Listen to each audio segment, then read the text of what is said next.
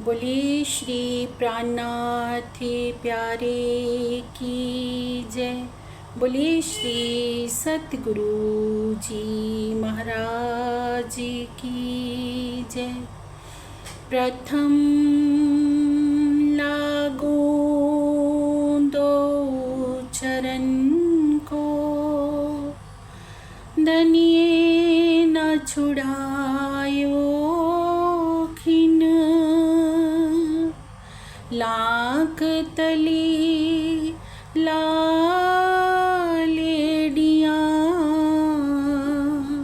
मेरे जीव के यही जीवन। इन पाँव तले पड़ी रहूं, धनी नजर खोलो बातून। पलना वालों निरखूं नेत्रे मेरे जीव के यही जीवन। मेरे जीव के यही जीवन। बोलिए श्री प्राणनाथ प्यारे की जय। बोलिए श्री सतगुरु जी महाराज की जय। प्रेम प्रणाम जी सुंदर साथ जी, प्राणधर सुंदर साथ जी। आज हमारा श्री कलश वाणी का तीसरा प्रकरण बिरहा तामस का प्रकरण है। क्या कह रहे हैं श्री इंद्रावती जी की आत्मा? मैं चाहत ना श्वास इन भांत। मामती जी कहते मुझे इस तरह श्वास नहीं चाहिए धनी जी, जो आपके बिना हो। बहुत ही प्यारा प्रकरण है सुंदर सा जी। बिरहा तामस को बहुत ही डिटेल में समझाया गया है। पहले तो बिरहा क्या है? अपनी प्राण वल्लभ की सानिध्यता को प्राप्त करने के लिए जल बिना मछली की तरह जब आत्मा तड़पती है, हृदय में क्या दर्द चल रहा होता है कि मेरे प्राण ईश्वर अभी आकर मेरे से मिल जाएं। ये तड़प ही बिरहा कहलाती है। अब बिरहा की 9 अवस्थाएं बताई गई हैं सुंदर सा जी। पहली अवस्था है अवहेलना, स्वयं के प्रति अवहेलना, अर्थात स्वयं के तन से जब हमारा मोह हट जाए। तन से जब मोह हट जाता है, तन को हम इग्नोर करने लगते हैं, स्वयं को इग्नोर करने लगते हैं कि अपनी, अभी तो देखिए संसार में प्रत्येक प्राणी के अंदर ही हम देखेंगे क्या चलता है, अपने शरीर के प्रति आकर्षण होता है ना, इसको सजने में संवारने में लगाते हैं। तो जब बिरहा की अवस्था आती है तो सबसे पहले आसक्ति तन से हट जाती है, शरीर से हट जाती है, जिसे कहा है स्वयं के प्रति अवहेलना। फिर दूसरा है विषाद। विषाद किसको कहते हैं? गम लग जाना। जैसे कोई गम लग गया ना, दर्द हृदय में कोई चलता रहता है, कोई गम के लग जाने से जो बिरहा उत्पन्न होता है। फिर है दीनता। दीनता अर्थात गरीबी। गरीबी है, हम दीन हैं संसार में औरों के अकॉर्डिंग, तो वो अवस्था भी हमें बिरहा की तरफ लेकर जाती है। तो उससे संसार से आसक्ति हट जाती है, संसार नश्वर लगने लगता है। संसार हमें कब अच्छा लगता है? जब हमारे पास, अभी संसार में हम देखते हैं सुंदर सा जी, ये माया का संसार ऐसा है जहाँ पर कुछ चीज़ों की इतनी प्रधानता है ना, जिस व्यक्ति के पास वो है तो वो अपने, वो चीज़ों की प्रधानता है तो वो अपने को सबसे विशिष्ट मानता है। पहला तो है इस संसार में धन, है ना। धन जिसके पास है तो वो समझता है कि मेरे जैसा तो कोई है ही नहीं। दूसरा है रूप, कोई रूपवान है तो भी वो इस अहम में जीता है कि मेरे जैसा कोई रूपवान नहीं। तो अब ये क्या है कि अगर दीनता है, गरीबी है, तो वो गरीबी संसार से अलग कर देती है उसको। पहली बात तो उसको कोई पसंद नहीं करेगा, क्योंकि आज के संसार में क्या है, धन का ही तो बोलबाला है ना। जिसके हाथ में 4 पैसे हैं उसको तो सब पूछेंगे, गरीब को कोई पूछता है ना। तो ये गरीबी भी बिरहा का एक कारण बनती है। और है समृति, दुख। समृति, दुख क्या है, दुख लग जाना। किसी भी प्रकार का कोई दुख लग गया संसार में, तो वो दुख भी हमें संसार से हमारी आसक्ति को ख़त्म कर देता है। अगर हम संसार में सुखी हैं तभी तो सब हमें संसार अच्छा लगेगा ना। संसार में हमें कष्ट आ रहे हैं, दुख आ रहे हैं, तो संसार अच्छा लगेगा। तो वो बिरहा की तरफ हमें दुख मोड़ता है। तभी तो कहा है श्रीमुखवाणी में, दुख रे प्यारे मेरे प्राण को, सो मैं छोड़ियो क्यों कर जाई, जो मैं लियो है बुलाई रे बुलाई। कि इन दुख के आने से ही तो मुझे संसार से आसक्ति खत्म हुई। आत्मा की पुकार यही है कि तभी मुझे प्रीतम का मिलन हो रहा है। और संसार से आसक्ति हटेगी तो धनी जी आएंगे। तो है दुख। और है समृति। समृति मतलब याद बनी रहना। हम परम धाम की श्रीमुखवाणी से परम धाम के सुखों की याद में डूबे रहें, 25 पक्षों की याद में डूबे रहें, धनी जी के शोभा श्रृंगार की याद में डूबे रहें, तो वो याद एक ना एक दिन बिरहा का रूप ले लेती है कि हृदय से तड़प उठने लगती है कि प्रीतम से हम कब मिलेंगे। आगे है चिंता। एक हम किसी चिंता में जी रहे हैं, है ना। कोई चिंता हमारे हृदय में चल रही है। वो चिंता ये भी हो सकती है कि देखिए हम सुंदर साथ की भीड़ में रह रहे हैं, एक सुंदर साथ बहुत धनी जी से प्रेम कर रहा है, आगे बढ़ रहा है, तो हमें तो चिंता सता सकती है ना कि हम पीछे क्यों हैं। अगर वो आत्मा आगे है तो निश्चित ही मेरे में कोई कमी है जो धनी जी के प्रेम में मैं आगे नहीं बढ़ पा रही। तो वो एक चिंता जब लग जाती है वो बिरहा का रूप ले लेती है धीरे धीरे। एक है सनक। एक सनक का होना कि एक सनक लगी कि मुझे तो किसी भी हाल में पिया को पाना ही पाना है, चाहे कुछ भी करना पड़े उसके लिए। वो भी बिरहा की एक अवस्था है। और है मोह और प्रीतम को देखने की तीव्र उत्सुकता। मोह जहाँ तक हम कहें, मोह और प्रेम में तो बहुत अंतर होता है, पर कहीं ना कहीं अगर हमारा लगाव हो गया है ना धनी जी के चरणों से, है ना, संसार से मोह हटकर प्रीतम से हो गया, तो वो भी बिरहा की एक अवस्था है। और है प्रीतम को देखने की तीव्र उत्सुकता कि जल्दी से धनी जी को देख लें। कुछ भी मैं ऐसा करूं, हृदय से ये पीड़ा उठ रही है, दर्द उठ रहा है कि धनी जी मुझे आकर मिल लें। तो ये सुंदर सा जी बिरहा की 9 अवस्थाएं हैं। अब इसमें बता रहे हैं पूज्य स्वामी जी कि जो सात्विक बिरहा है वह प्रथम अवस्था का है। सात्विक बिरहा, इस अवस्था में क्या होता है, आंसू भी बहते हैं आंखों से और हृदय बिरहा की पीड़ा से चीख पुकार भी कर रहा होता है, किंतु धैर्य होता है, धैर्य बना होता है कि एक ना एक दिन मेरे प्रीतम मुझे आकर अवश्य ही मिलेंगे। ये है सात्विक बिरहा। और आगे आ रहा है तामस का बिरहा। तामस के बिरहा में क्या होता है, हमारा ये प्रकरण आज का जो है बिरहा तामस का, इसमें वर्णन है कैसे श्री इंद्रावती जी की आत्मा ने तामस का बिरहा किया। वो क्या है, अब तामस के बिरहा में ना तो आंसू आते हैं ना ही रोना आता है, केवल मन में एक बात बस जाती है कि यदि अभी इसी क्षण मेरे प्रीतम मुझसे आकर ना मिले तो मैं अपना तन ही त्याग कर दूंगी।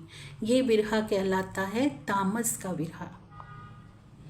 कि धनी जी तभी क्या कह रहे हैं मामती जी, मैं चाहत ना श्वास इन भांत, मुझे वो श्वास ही नहीं चाहिए प्रीतम जो तेरे बिना आ रही है। अब तो या तो आप आओगे या फिर ये सांसें रुक जाएंगी। इतना दर्द हृदय में उठा, इतनी पीड़ा उठी कि रो रो कर आंसू भी सूख गए हैं। बस अब तो एक पुकार हो रही है कि या तो अभी इसी क्षण आप आ जाइए, नहीं मैं अपना तन त्याग कर दूंगी।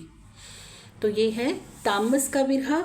और इन दोनों विरहा, सात्विक विरहा है और तामस का विरहा है, इन दोनों के मध्य की जो अवस्था है, बीच की जो अवस्था है, उसे राजस विरहा कहते हैं, राजस का विरहा। अब क्या होता है सुंदर सा जी, हबसा में श्री मिहराज जी, श्री इंद्रावती जी का हृदय बिरहा की इन तीनों अवस्थाओं से गुजरता है। श्री मिहराज जी का जीव है, श्री इंद्रावती जी की आत्मा है। इन तीनों अवस्थाओं से बिरहा की में से गुजरता है। पहले तो सात्विक बिरहा किया और फिर राजसी बिरहा किया। फिर क्या होता है, जब तामस का बिरहा आता है तो क्या होता है, जब आहा भी सूखी अंग में, श्वास भी छोड़ियो संग, तब तुम पर्दा टाल के मोहे दीजो अपना अंग। जब आहा भी सूख गई, श्वासों का भी आना बंद हो गया कि धनी जी अब नहीं तो बस मैं भी नहीं, अगर अब आप नहीं आए तो। अब देखते हैं कि बिरहा में तड़पते तड़पते 6 महीने व्यतीत हो जाते हैं। परिणाम स्वरूप क्या होता है, तामस का बिरहा अपना प्रचंड रूप लेकर प्रकट हो जाता है और स्थिति ऐसी हो जाती है कि हृदय की आह भी सूख जाती है, श्वासों का आना भी बंद हो जाता है। तब आकर धनी जी से मिलन होता है। ये है तामस का बिरहा सुंदर सा जी। और आज यही प्रकरण को हम चौपाइयों के माध्यम से समझेंगे। बहुत ही प्यारा आज का हमारा प्रसंग है। प्रेम प्रणाम जी।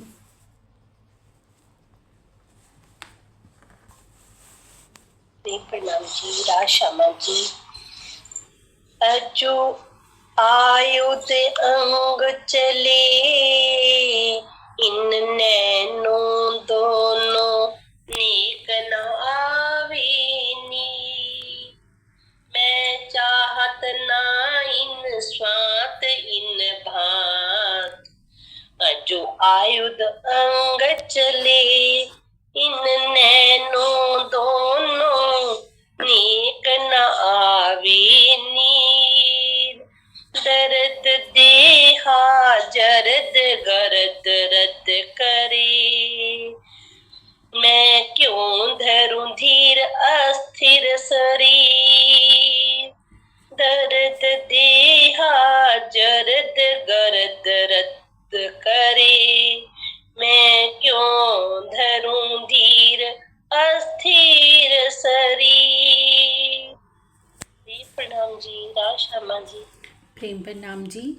श्री महामती जी की आत्मा क्या कहती है कि मेरे प्राणेश्वर, आपके विरहा में तड़पते तड़पते लगभग 6 मास व्यतीत हो गए हैं। समय गुजरता रहे और आपके मधुर दर्शन रूप निर्णय के बिना मैं शांतिपूर्वक बैठी रहूं, यह मुझे किसी भी स्थिति में स्वीकार नहीं है। क्या कह रहे हैं श्री मामती जी की आत्मा कि धनी जी, आपसे आपके बिरहा में मैं 6 महीने से तड़प रही हूँ और 6 महीने से देख रही हूँ, प्रतीक्षा कर रही हूँ कि आप अभी आओगे, अब आओगे, अब आओगे, लेकिन अब मेरा जो धीर है वो ख़त्म हो गया है। अब मैं किसी भी स्थिति में शांतिपूर्वक नहीं बैठने वाली हूँ। या तो जैसे कहते हैं ना, आर पार का युद्ध, कि या तो आज आप आओगे या फिर ये तन नहीं रहेगा। मैं अब इस प्रकार शांत होकर बैठे रहना नहीं चाहती। आपको पाने के लिए मेरे हृदय रूपी शास्त्रागार में, शास्त्रागार किसको कहते हैं सुंदर सा जी, जहाँ पर हथियार रखे जाते हैं, शास्त्र रखे जाते हैं।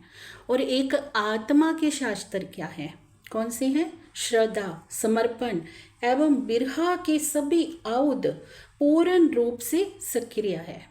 कहते अब मेरा जो शास्त्रागार है ना, जो मेरा हृदय, आत्मा का हृदय ही उसका शास्त्रागार है, जहाँ पर उसके हथियार है श्रद्धा, समर्पण, बिरहा, आयुध, आयुध अर्थात हथियार, पूर्ण रूप से सक्रिय हो गए हैं। आपके विरह की अग्नि ने मेरे इन नेत्रों से बहने वाले आंसुओं की धारा को इस प्रकार सुखा दिया है कि अब तो एक बूंद भी आंसू नहीं टपकते। अब तो आंसू भी सूख गए हैं बिलख बिलख कर। लोहू मांस सब सूख गया धनी जी के बिरहा में। बिरहा की पीड़ा ने मेरे शरीर को धूल के समान इतना निर्बल कर दिया है कि वह पीला पड़ गया है। यह शरीर तो नश्वर है ही, अब मुझसे और अधिक धैर्य नहीं रखा जा सकता। अब केवल एक ही मार्ग है कि आपको अभी इसी क्षण मेरे सन्मुख आना ही होगा। ये है तामस का बिरहा सुंदर साथ जी। क्या कह रही हैं महामती जी की आत्मा से, क्या दर्द उठ रहा है कि धनी जी मैं अपनी प्रेम रूपी सभी हथियारों को लेकर आपके ऊपर समर्पित हूँ। और क्या युद्ध चल रहा है? आत्मा का प्रेम का युद्ध चल रहा है। प्रेम के युद्ध में एक आत्मा क्या चाहती है? सिर्फ अपने धनी का मिलन। ये कोई संसारिक युद्ध नहीं है सुंदर साथ जी। आत्मा के हृदय से जो व्यथा उठ रही है कि प्रीतम आप कब मिलोगे। एक प्रेम की लड़ाई कि अभी आप इसी क्षण नहीं आ रहे तो मेरा धैर्य टूटता जा रहा है, क्योंकि 6 महीना से मैं आपको प्रेम पुकार कर रही हूँ। मेरा हृदय आपको पाने के लिए बिलख रहा है और अब मेरा ये धैर्य समाप्त हो गया है। अब तो इसी क्षण आपको मेरे सन्मुख आना ही होगा। तो सुंदर साथ जी ये प्रकरण हमें सीख देता है कैसी पीड़ा एक आत्मा के हृदय में धनी के लिए होनी चाहिए। वो प्रीतम तो क्या है? प्रेम का सागर। क्या चाहते हैं हमसे? हमारा प्रेम देखना चाहते हैं, क्योंकि प्रेम की परीक्षा के लिए ही ये खेल बना है। अगर इतनी तड़प से कोई आत्मा पुकारेगी तो क्या धनी जी नहीं आएंगे? अवश्य ही आएंगे। पर कमी कहाँ हो जाती है? हमारी पुकार में। अब महामती जी के हृदय की वेदना को हम देखें सुंदर साथ जी। श्री मेहराज जी का सारा शरीर सूख कर काटा हो गया है, सर नारियल की तरह निकल आया है, खून लोहू मांस सब सूख चुका है, शरीर पीला पड़ चुका है। बिरहा ने इतना जर जर कर दिया है कि खाली श्वास ही आ जा रही है। अब महामती जी के हृदय से ये पीड़ा व्यक्त हो रही है कि धनी जी अब मुझे ये श्वास भी नहीं चाहिए, अब तो मुझे सिर्फ तू चाहिए। प्रेम प्रणाम जी। आगे सुनते हैं सुंदर सा जी। प्रणाम जी। क्षमा जी। कठिन निपट बिकट घाटी प्रेम की, तीर बंको सूर किनो न अगमाए। कठिन निपट बिकट घाटी प्रेम की, तीर बंको सूर किनो न अगमाए। तार तरबार पर सचर श्रृंगार कर, सामी अंग सांगा रोम रोम भराए। तार तरबार पर सचर श्रृंगार कर, सामी अंग सांगा रोम रोम भराए। नाम जी राशा प्रेम प्रणाम जी। क्या कह रहे हैं? कठिन निपट बिकट घाटी प्रेम की। प्रेम की घाटी कैसी है सुंदर सा जी? बहुत कठिन, बिकट है, भयंकर है। प्रेम की प्राप्ति का मार्ग बहुत ही कठिन और भयावह मार्गों से होकर गुजरता है। इस मार्ग पर ज्ञान, कर्म एवं उपासना के बड़े बड़े वीर भी पूरी तरह से नहीं चल पाते हैं। मेरी आत्मा, अब तू तलवार की तीखी धार के समान कष्टकारी इस मार्ग पर चलने के लिए पूर्ण समर्पण का श्रृंगार कर ले। तेरे शरीर के रोम रोम में बिरहा के भालों की चुभन पीड़ा दे रही है। क्या कह रहे हैं? कठिन निपट बिकट घाटी प्रेम की, तबंक बंको सूरो किनो नागमाए। प्रेम को क्या कहा है? प्रेम का जो मार्ग है वो उसको बिकट घाटी कहा है, भयंकर घाटी कहा है। घाटी कौन सी होती है सुंदर सा जी? पर्वत होते हैं ना, पर्वतों के नीचे की जो समतल भूमि होती है उसको घाटी कहा है। उस घाटी में प्रवेश करना हो तो कितना कठिन होता है उसमें प्रवेश करना। ऐसे ही जो प्रेम का मार्ग है वो इतना कठिन है ना, उसे धार तलवार पर सचर सिंगार कर, उसे क्या कहा है? तलवार की धार के समान कहा है। जैसे कोई नंगी तलवार हमारे आगे रख दे और कहे कि इसके ऊपर चलो, तो उस पर चलना कितना मुश्किल होता है, कट जाएंगे ना पाँव। तो प्रेम का रास्ता भी ऐसा है, बहुत ही कठिन रास्ता है। तबंक बंको सूरो किनो नागमाए। तबंक, तबंक किसको कहते हैं? जैसे कोई तीसरा नेत्र होता है ना। तो तबंक बंको सूरो किनो नागमाए कहते इस प्रेम के मार्ग पर ज्ञान, कर्म एवं उपासना के बड़े बड़े वीर भी पूरी तरह से नहीं चल पाती। ये प्रेम का मार्ग कैसा है? अगर हम कहें कि इस पर चलने के लिए बहुत ज्ञान चाहिए, तो क्या प्रेम के लिए ज्ञान चाहिए? क्या कोई करनी कर्म हमें वहाँ तक ले जाएगा? कोई उपासना, कोई व्रत नेम हमें परमात्मा तक ले जाएगा? अगर ऐसा होता तो बड़े बड़े योगी तपस्वी हैं संसार में, जिन्होंने इतनी बड़ी बड़ी साधनाएं कर रखी हैं, कर्म की, योग की, ज्ञान की, उपासना की, तो क्या उनको परमात्मा मिले? नहीं ना। कहते बड़ी बड़ी जो तपस्या उपासना करने वाले भी है ना, वो भी प्रेम के मार्ग पर पूरी तरह नहीं चल पाते, क्योंकि प्रेम में स्वयं को मिटाना होता है, अपना आप लुटाना होता है, जल बिन मछली की तरह तड़पना होता है। तो तड़पेगी कौन? परम धाम की आत्मा।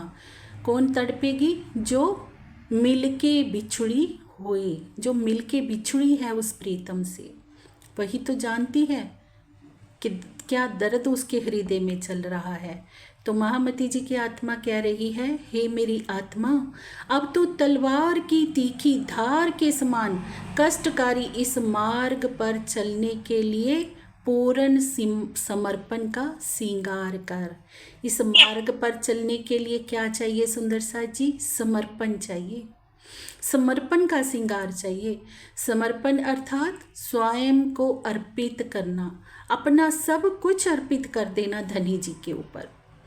जैसे धनी जी मिलेंगे उस रास्ते पर चलना, स्वयं का अस्तित्व विहीन हो जाना कि मेरा तो मुझ में कुछ है ही नहीं, प्रीतम जो कुछ है तेरा है और मैं अपने को नहीं तुझे देखना चाहती हूँ।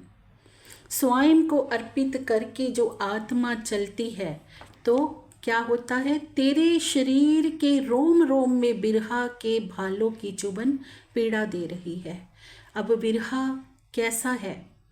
जैसे भाला लगने से ना कष्ट होता है, वैसी ही पीड़ा दे रही है बिरहा की ये अग्नि, जला रही है, रोम रोम में भाला चुभा रही है। तो महामती जी की आत्मा क्या सिखापन दे रही है हम आत्माओं को कि रूहो, प्रेम का जो रास्ता है बहुत ही कठिन है, विकट है बहुत ही, और इस रास्ते पर अगर तुम चलना चाहती हो तो क्या करो? प्रेम का समर्पण का श्रृंगार करो, समर्पण कर दो धनी जी के चरणों पर।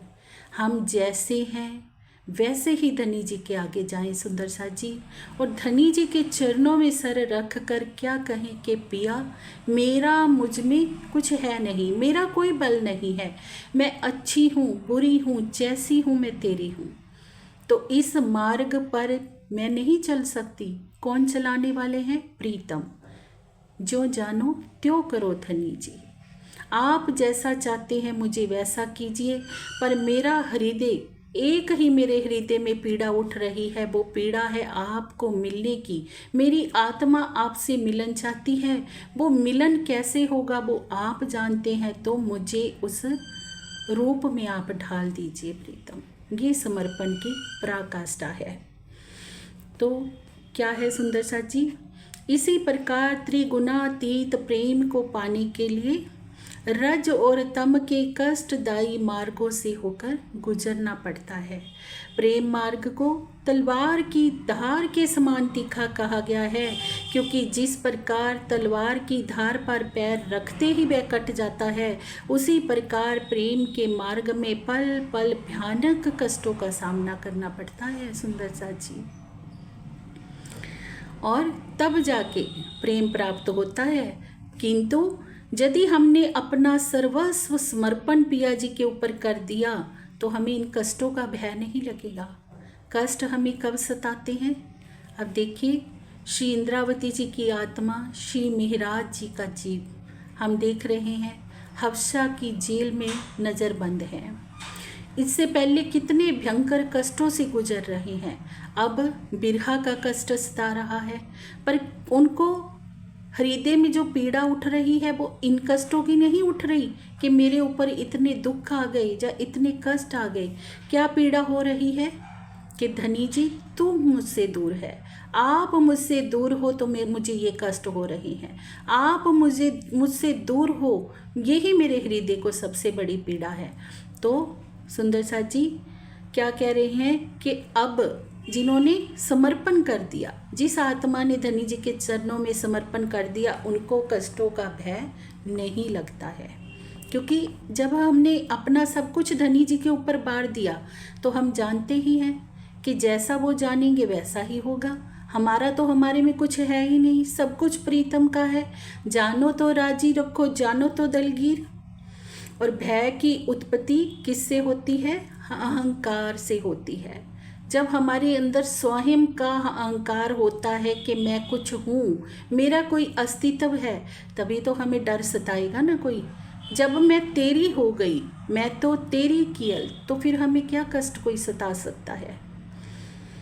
प्रीतम के प्रेम में जब सारा अहंकार समाप्त हो जाता है तो संसार का अस्तित्व ही नहीं रह जाता। ऐसी स्थिति में सुख और दुख से परे आनंदमयी अवस्था प्राप्त हो जाती है। जब प्रीतम के प्रेम में हमने अपने आप को समर्पित कर दिया तो क्या दुख और क्या सुख, हर अवस्था में वो आत्मा सम रहेगी। परमहंसों की अवस्था को हम देखते हैं सुंदर सा जी। हमारे सतगुरु महाराज हर दुख में सुख में क्यों आनंद में मगन रहते हैं?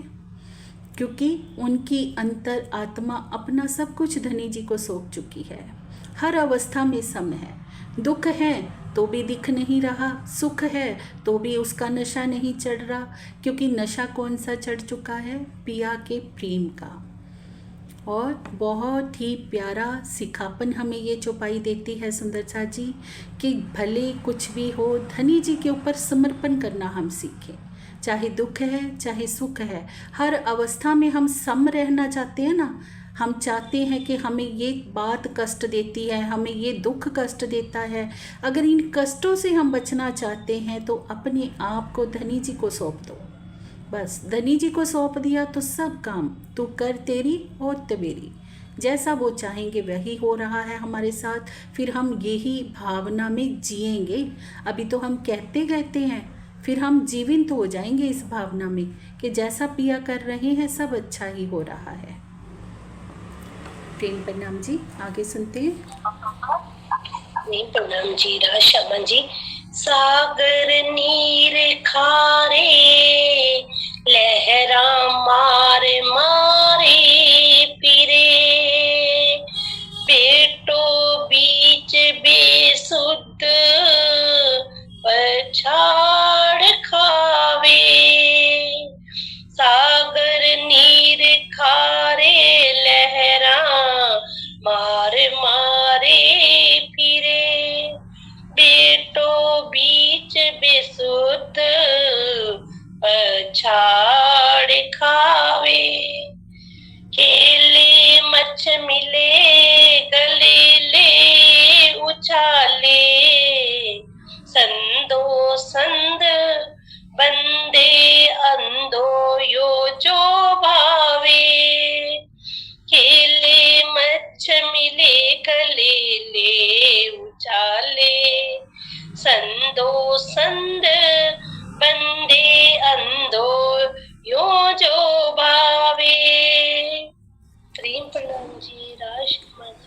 प्रेम प्रणाम जी। क्या कह रहे हैं मामती जी की आत्मा कि धनी जी, इस भव सागर का जल अत्यंत खारा है, अर्थात तत्वहीन है। इसका किसी भी प्रयोजन में उपयोग नहीं हो सकता। जीव इस संसार सागर की मोह रूपी भयंकर लहरों की चोट से इतना आहत हो जाता है कि वह टापुओं के बीच भिन्न भिन्न योनियों के शरीरों में मूर्छित होकर गिर जाता है। इस मायावी सागर में काम, क्रोध, लोभ, मद एवं अहंकार रूपी बड़े बड़े मगरमच्छ क्रीड़ा करते हैं, जो जीव के शरीर का मांस खाने के लिए उसका गला पकड़कर उछालते रहते हैं। विकार उसे घेरे रहते हैं। उसके शरीर में अंगों की प्रत्येक संधि, जीव की प्रत्येक अवस्था कर्म फल की रस्सियों से बंधी होती है। ज्ञान चक्षु न होने से वह अंधा हो गया होता है। ऐसी अवस्था में तो एकमात्र प्रीतम की अनन्य कृपा का ही सहारा होता है कि अब उनकी जो इच्छा हो वह करें। क्या कह रहे हैं सुंदर साथ जी? सागर नीर खारे, लहरा मारे मारे फिरे, बेटो बीच बेसुध पछाड़ खावे। ये सारा संसार क्या है? एक खारा भव सागर। इसको खारा क्यों कहा है? जैसे समंदर का जल खारा होता है ना, तो खारा जल किसी भी काम नहीं आता है। खारे जल से सुंदर साथ जी ना तो प्यास किसी की खारा जल बुझा सकता है, ना ही खारे जल से हम स्नान कर सकते हैं, ना ही खारा जल कपड़ों की अच्छे से धुलाई कर सकता है। ऐसे ही ये संसार को खारा कहा है कि ये तत्वहीन है। इस संसार में हम कितना भी गोता लगाते जाएंगे, क्या हमें कुछ प्राप्त होने वाला है? जैसे खारा सागर का जल किसी काम नहीं आता है ना, प्यास नहीं बुझाता है, वैसे ही ये माया का संसार ऐसा है कि इसमें तृष्णाओं की इतनी अग्नि जलती है कि जितनी भी हम उन तृष्णाओं से लिपटते जाएंगे वो बढ़ती जाएगी, वो कम नहीं होगी। तो इस संसार को खारा भव सागर कहा है। अब देखें, जैसे सागर में लहरें उठती हैं, सागर में अगर हम चले जाएं तो लहर कभी अंदर ले जाएगी सागर के, कभी एकदम से उछालकर बाहर पटक देगी। वैसे ही ये संसार है। इस संसार के अंदर प्राणी जन्मते हैं, मरते हैं, है ना, अलग अलग योनियों में भटकते रहते हैं। जैसे इसमें बता रहे हैं ना कि वह टापुओं के बीच भिन्न भिन्न योनियों में शरीर में मूर्छित होकर घिर जाता है। टापू किसको कहा है? समंदर के बीच में ना एक भाग बना होता है जिसके चारों तरफ पानी होता है। ऐसे ही इंसान इसी भव सागर में अलग अलग योनियों में भटकता रहता है, हमारा जीव इसी भव सागर में। और उन्हीं टापुओं के ऊपर जैसे समंदर का जल फेंकता रहता है, वैसे ही जीव एक तन पकड़ता है, वो छोड़ता है, दूसरा तन पकड़ता है। ऐसे ही जीव इन योनियों में भटकता रहता है। और इस मायावी संसार में बड़े बड़े मगरमच्छ क्या हैं? काम है, क्रोध है, लोभ है, मद है, अहंकार है। ये इंसान को, प्रत्येक जीव को निकले रहते हैं। हम कोई भी जीव बिना तारतम्य ज्ञान के कितना भी प्रयत्न करें कि हम अपनी काम को जीत लें, क्रोध को जीत लें, क्या वो पॉसिबल हो पाता है? किसी न किसी रूप में कोई ना कोई विकार हमें फजीत करे रखता है और उसके जो अंग हैं उनको कर्मों की बंधन में डाले रखता है। क्या कहा जाता है हमें कि जैसा कर्म करेंगे वैसा फल मिलेगा। कर्मों के बंधन में जीव भागा फिरता है, कोई अच्छे करता है, कोई बुरे करता है, लेकिन एक परमात्मा को पाने का रास्ता क्या है? वो है ज्ञान चक्षुओं का खुल जाना। और ज्ञान चक्षु जब तक किसी जीव के नहीं खुलते तो वो इसी भव सागर में भटकता रहता है। तो ज्ञान चक्षु जब खुल जाएंगे तब जानेगा वो जीव आत्मा का संग करके कि मैं तो इस संसार में भटक रहा हूँ, ये संसार तो तत्वहीन है, यहाँ तो कुछ हासिल होने वाला नहीं है। ये संसार तो सागर के उस खारे जल के समान है कि इसमें मैं कितने भी गोते लगाता रहूं तो हमारी प्यास ये सागर नहीं बुझा सकता। और प्यास कहाँ बुझेगी? प्रीतम के दीदार से। उस सर्वगुण संपन्न प्रीतम को जब हम देखेंगे, उनके गुणों का अथाह सागर जब हृदय में लहराने लगेगा, तब ही हम कह सकते हैं कि हमने कुछ हासिल किया है। तो अब कह रहे हैं कि एकमात्र प्रीतम की अनन्य कृपा का ही सहारा होता है कि अब उसकी जो इच्छा हो वह करे। तो आखिर में क्या हो जाता है कि जैसी उसकी इच्छा वैसा ही वो करे। जब तक ज्ञान चक्षु ना होने से वह अंधा हो गया होता है। अब जीव के ज्ञान चक्षु खुले नहीं हैं तो कर्मों के जाल में घूम रहा है। ऐसी अवस्था में क्या सोचता है कि जैसा ठीक है, जैसा हो रहा है वैसा है। तो सुंदर सा जी हमें श्रीमुख वाणी में धनी जी ने बारंबार हर एक प्रसंग में हमें माया की वास्तविकता बता दी है कि आत्माओं, इस भव सागर में तुम कितने भी गोते लगाती रहो, आज दिन तक पूरा संसार लगाता रहा है पर किसी को कुछ हासिल नहीं हुआ है, कुछ हासिल होने वाला नहीं है। गोता हमें लगाना है तो कहाँ लगाना है? पिया परब्रह्म के हृदय में, उनके प्रेम के सागर में, उनके आनंद के सागर में। प्रेम प्रणाम जी, आगे सुनते हैं। प्रेम प्रणाम जी। राशा जी। ताहो दिशे दिशों दिस सबे धके, लाल झाला चले इंद ना झलाई। ताहो दसे दिशों दिश दसबे धके, लाल झाला चले इंद ना जलाई। ओढ़ आकाश फिरे सिर शिखरों, ए फलंग उलंग संग खसम मिलाई। ओढ़ आकाश फिरे सिर शिखरों, ए फलंग उलंग संग खसम मिलाई। प्रेम प्रणाम जी। राशा जी। प्रेम प्रणाम जी। मामती जी कह रहे हैं कि मेरी आत्मा दसों दिशाओं में तृष्णाओं की भयंकर ज्वालाएं दहक रही हैं, जिसमें सभी प्राणी जल रहे हैं। ब्रह्मांड में उसकी लाल लपटें इतनी अधिक उठ रही हैं कि वे पकड़ में नहीं आ रही हैं।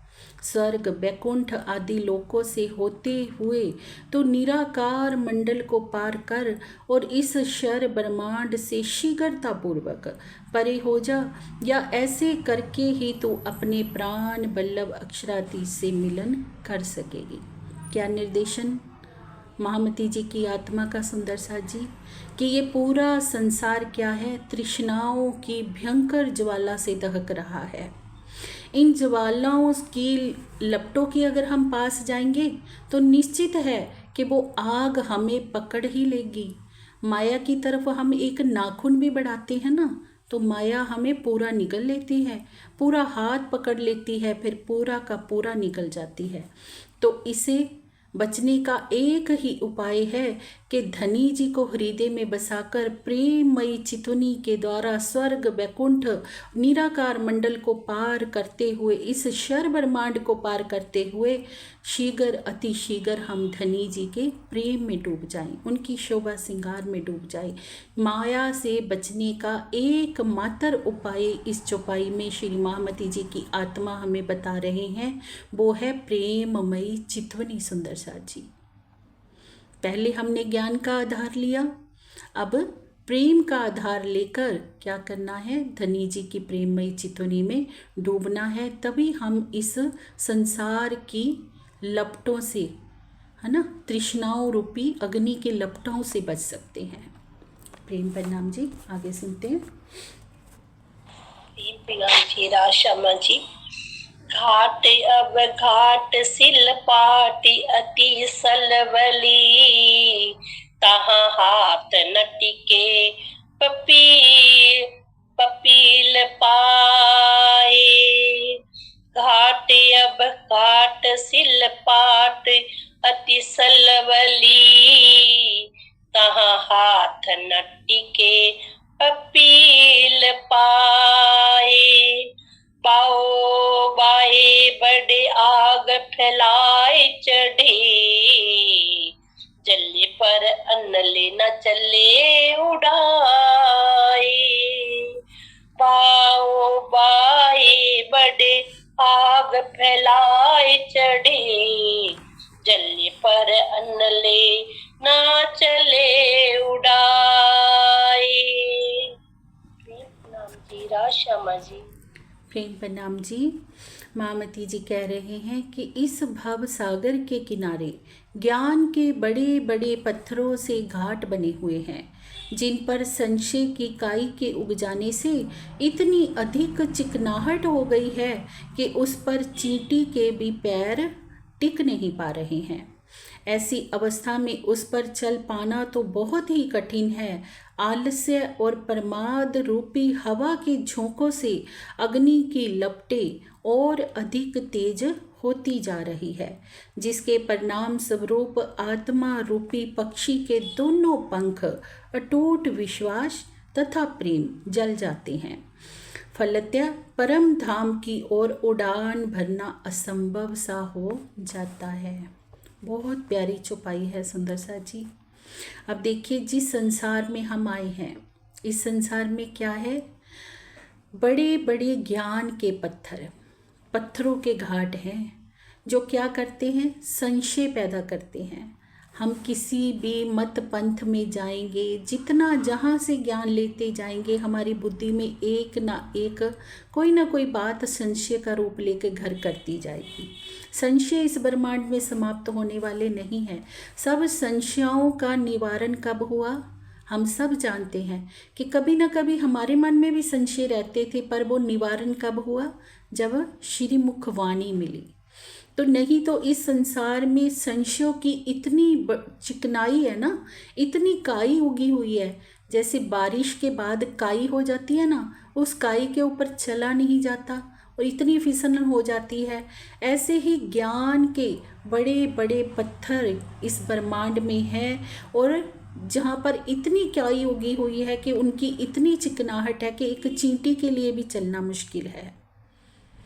तो क्या कह रहे हैं आगे कि ऐसी अवस्था में उस पर चल पाना बहुत ही कठिन है। और दूसरा कारण है आलस्य और प्रमाद रूपी हवा के जो झोंके हैं, उन्होंने अग्नि की लपटें और अधिक तेज कर दी है। हमारे लिए बहुत प्यारा सिखापन क्या है सुंदर सा जी, कि हम कहीं कितनी भी खोज करेंगे ना, तो संशयों के अलावा कुछ नहीं मिलेगा। अगर सीधा हमें धनी जी के चरण मिले हैं, धनी जी की श्रीमुख वाणी में डूबकर धनी जी की शोभा श्रृंगार में हम डूबे, और वहाँ डूबने पर हमने डूबने के लिए ना हमें आलस्य का त्याग करना है, प्रमाद का त्याग करना है। अगर आलस्य हमारे हृदय में थोड़ा भी है ना, तो कैसे हम प्रेम के रास्ते पर चलेंगे। आलस्य का त्याग करेंगे नहीं तो क्या कह रहे हैं कि ये सब के चलते हुए जो आत्मा के ना दो पंख हैं, विश्वास का और प्रेम का, वो जल जाते हैं। अगर हम आत्माएं चाहती हैं कि हमारा जो विश्वास का और प्रेम का पंख है वो हमेशा उड़ान भरता रहे, तो क्या करना है, धनी जी का निर्देशन क्या है, आलस्य का त्याग करना है। कहते हैं ना, श्रीमुख वाणी में चौपाई भी आती है, हुक्म के सिर दोष दे बैठ ना सके मोमिन। हमें हुक्म पर छोड़कर बैठना नहीं है, अपना प्रयास करते रहना है। प्रतिदिन जब भी हम उठें सुंदर सा जी, सबसे पहले धनी जी का ध्यान अवश्य करें। ये हमारी करनी है, कर्म है। अगर हम ये कर्म नहीं करेंगे तो कैसे फल मिलेगा। अगर हम आलस से मार के सोते रहेंगे, हम सोचेंगे कि क्या हो जाएगा, चितवन करने से थोड़ी देर और सो लेती हूँ, तो इससे क्या होगा, हमारे ये विश्वास और जो प्रेम के पंख है ना, वो जल जाएंगे। हमें जलने नहीं देना है इन पंखों को। हमें इन पंखों को उड़ान भरने के लिए हमेशा तैयार रखना है।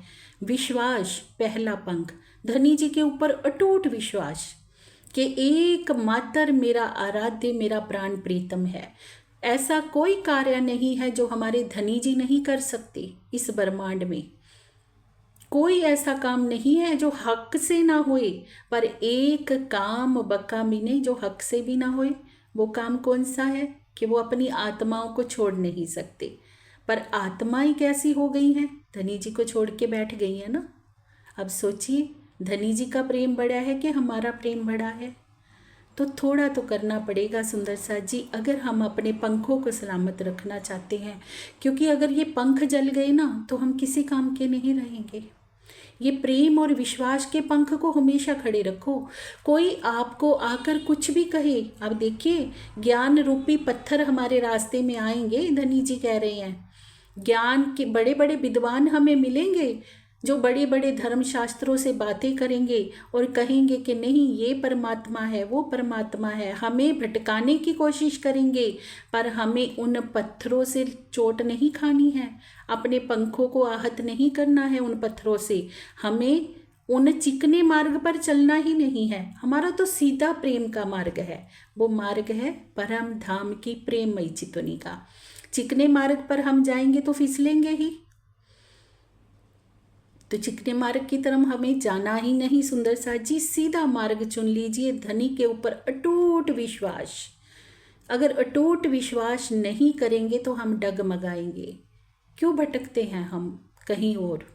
जिस प्रीतम के एक इशारे से, जिनके सत्य स्वरूप के एक इशारे से करोड़ों ब्रह्मांड बन और मिट जाते हैं, वो प्रीतम जिनके सत्य स्वरूप के इशारे से, सोचिए सुंदर सा जी, वो पर प्रीतम हमारी आत्मा का प्रीतम है, तो हम क्यों घबराते हैं? तो प्रेम के सीधे रास्ते पर चलते हुए हमें चितौनी के द्वारा प्रेममयी उड़ान भरनी है सुंदर सा जी। यही हमारा परम लक्ष्य है। प्रेम प्रणाम जी, आगे सुनते हैं। प्रणाम जी, राशमा जी। पहन पाखर गज घंट बजाए चलो, पैठ सिकोड़ सुई ना के समाए। पहन पाखर गज घंट बजाए चल, पैठ सिकोड़ सुई ना के समाए। डार आकार संभार जिन आसरे आसरोए, ओसरे दौड़ चढ़ पहाड़ सिर झांप खाए।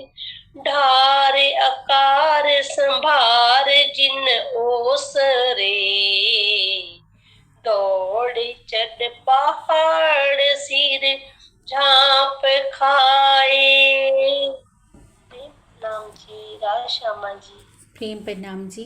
महामती जी कहते हैं कि जिस प्रकार युद्ध के क्षेत्र में हाथी पर सवार योद्धा उस पर लोहे के तारों से बने हुए या जाल का आवरण डाल देता है तथा उनके दोनों ओर बड़े बड़े घंटे लगा देता है, उसी प्रकार मेरी आत्मा तू भी माया के साथ होने वाले इस युद्ध में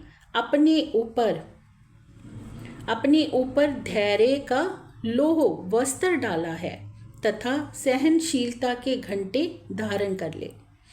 सुई का धागा डालते समय जैसे अपने मन को एकाग्र कर लिया जाता है, उसी प्रकार तू भी सारे संसार से अपनी चित्त वृत्तियों को हटाकर एकमात्र युगल स्वरूप में केंद्रित कर दे। अब तो इस बात को अच्छी तरह से याद रख ले कि अपने प्राण वल्लभ को पाने के लिए अपने शरीर को निशावर करने में जरा भी पीछे नहीं हटना है। जिस प्रकार अपने आराध्य को पाने में कामना से दौड़ते हुए पहाड़ पर चढ़कर छलांग लगाई जाती है, उसी प्रकार तू भी आत्म समर्पण रूपी पहाड़ पर चढ़कर प्रेम की छलांग लगा दे। बहुत प्यारी चौपाई है सुंदर साथ जी। देखिए हमें कैसे रहनी करनी है ना, वो बता रहे हैं तनी जी। क्या कह रहे हैं? पहन पाखर गज घंट बजाए, पैठ सिकोड़ सुई नाके समाए। एक युद्ध के क्षेत्र में हाथी जाता है ना, उस हाथी को लोहे के तारों के जाल का आवरण पहनाया जाता है। और उसके दोनों तरफ घंटे लगा दिए जाते हैं जिससे कि उसे कोई आवाज़ सुनाई ना दे और उसकी दृष्टि सीधी युद्ध के क्षेत्र की तरफ केंद्रित रहे। ऐसे ही महामती जी कहते कि मेरी आत्मा, तेरा भी एक युद्ध हो रहा है माया के साथ। माया के साथ हम सबका युद्ध हो रहा है सुंदर साथ जी। ये वाणी हम सब आत्माओं के लिए है, सिर्फ महामती जी की नहीं है, सिर्फ श्री इंद्रावती जी की हृदय की पुकार नहीं है, सब आत्माओं के लिए सिखापन है कि हमारा जो माया से युद्ध हो रहा है ना, उस युद्ध से अगर हम बचना चाहते हैं तो क्या करो, अपने दोनों तरफ क्या कर लो, आप भी घंटे बांध लो। उन घंटों के बनते हुए कौन सा घंटा बांधना है हमने, प्रेम और समर्पण का। वो जब बंध जाएंगे ना तो हमें दुनिया का कुछ सुनाई ही नहीं देगा, एक लक्ष्य दिखाई देगा हमें, वो लक्ष्य है हमारा धनी जी को पाना। और वो लक्ष्य लेकर जब हम चलेंगे तो फिर दूसरी चाल क्या बता रहे हैं कि जैसे सुई में जब धागा डाला जाता है ना तो हम एकाग्र हो जाते हैं, क्योंकि छोटा सा छेद होता है उसमें से धागे को निकालना है। और ऐसे ही हमारी आत्मा ने इस ब्रह्मांड को पार करना है, तो उसके लिए मन को एकाग्र करना बहुत ज़रूरी है। जब तक मन एकाग्र नहीं होगा तो कैसे काम चलेगा। अगर हमारा मन अभी सब और भटकता है, एकाग्रता मन में नहीं हुई है, किसी ने आकर हमें बता दिया कि अमुक स्थान तो बहुत अच्छा है, वहाँ चले जाओगे, ये मन्नत करोगे तो बहुत कुछ प्राप्त हो जाएगा, मन उधर उनके पीछे लग गया।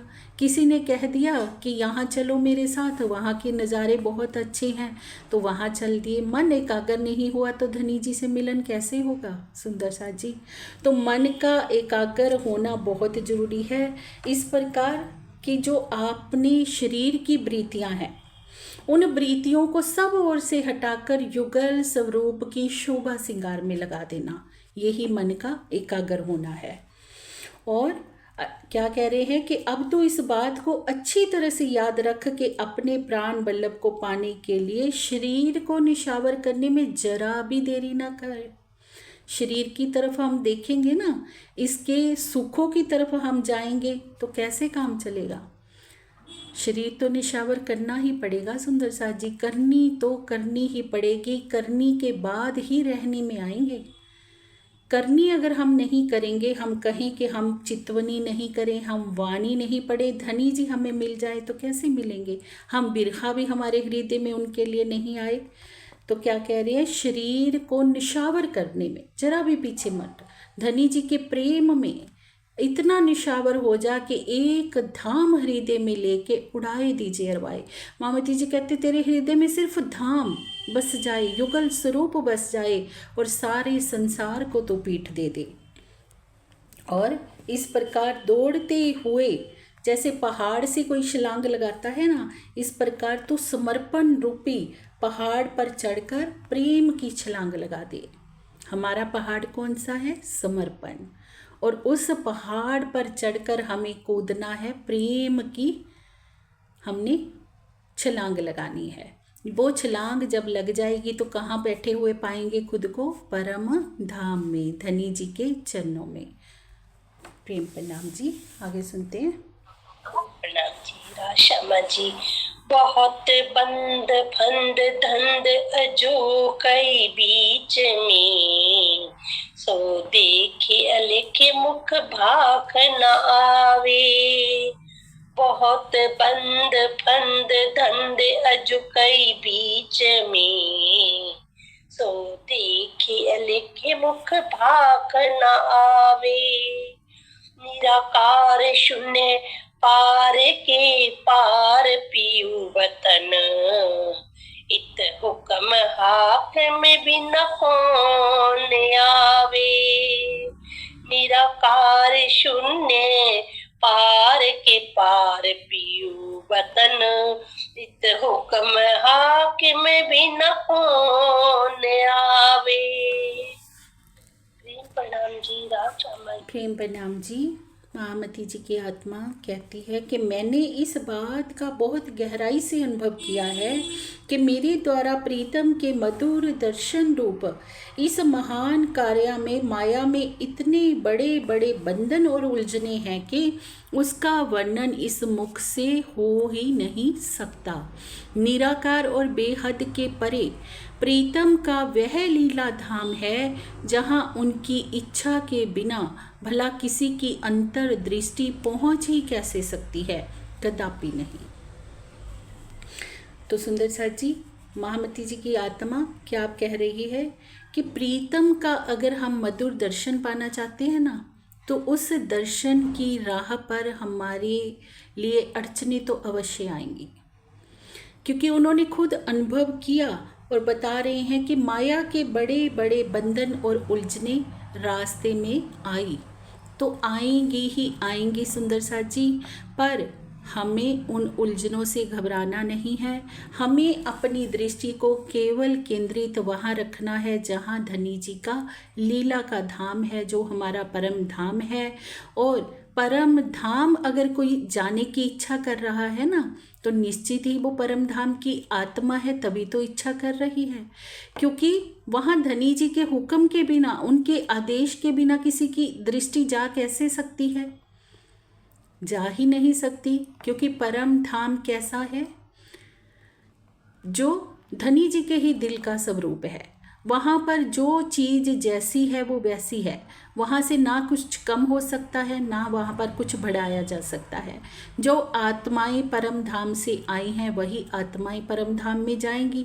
धनी जी स्वयं भी चाहें कि अन्य किसी जीव सृष्टि को ले जाएं या अन्य किसी दो चार को ज़्यादा ले जाएं, तो ऐसा हो सकता है? नहीं हो सकता।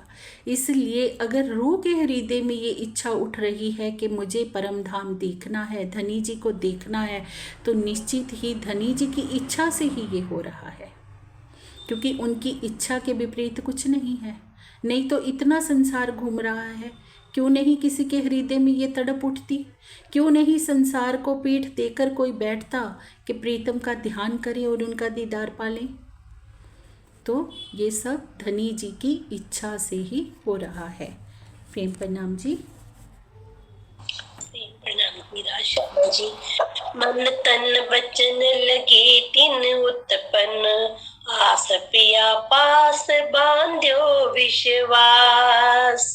मन तन बचन लगे तिन उत्पन्न, आस पिया पास बांध्यो विश्वास। कहे महामती इन बात सो तो रंग रती, दे पिया आज्ञा जाग करूं विलास। कहे महामती इन बात तो रंग रती, दे पिया आज्ञा जाग करूं विलास।